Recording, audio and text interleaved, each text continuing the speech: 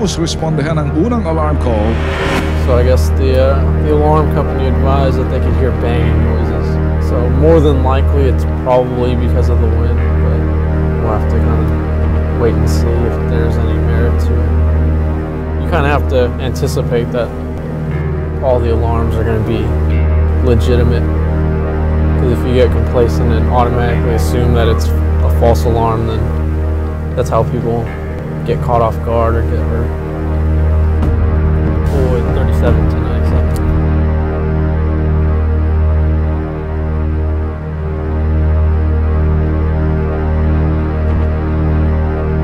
isang patrol officer pang dumating sa eskwelahang tinutukoy sa alarm call na ito.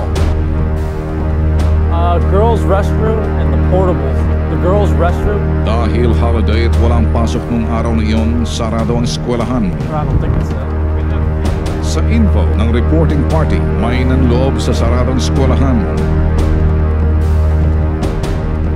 Sa gate pa lang, inihanda na ni Officer De Los Santos ang baril na gagamitin sa mga suspect. Nagdesisyon ng dalawang patrol officer na pasukin ang eskwelahan kasama ang team right along.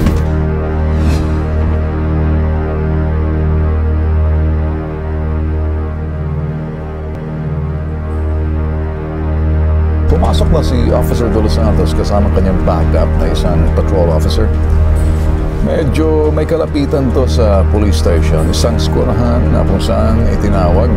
Mukhang alarm call at may nagtip na meron daw pumasok sa loob nitong eskwelahan na to.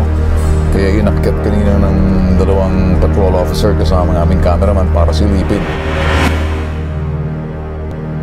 Parehong nakakasana ang baril ng dalawang patrol officer habang hinahanap ang kwartong pinasok ng mga subject. Oh, 37. Was there a room number attached?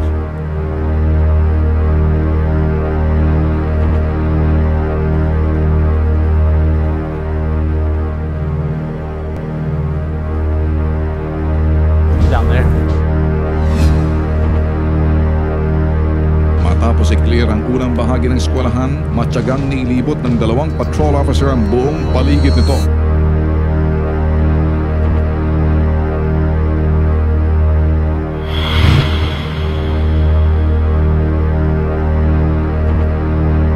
Sa likurang bahagi ng eskwelahan, matyagang sinilip ng mga patrol officer ang mga classroom kung nandito ang kanilang hinahanap.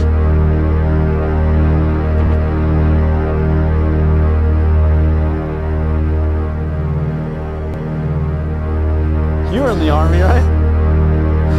Does it bring back the old days?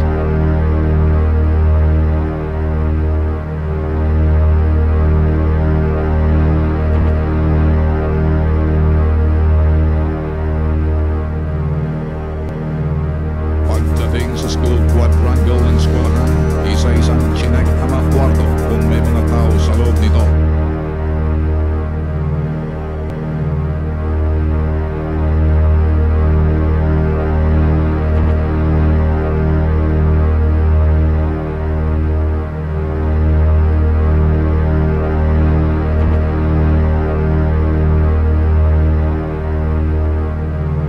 Subalit walang nakitang sino man sa loob ng eskwelahan.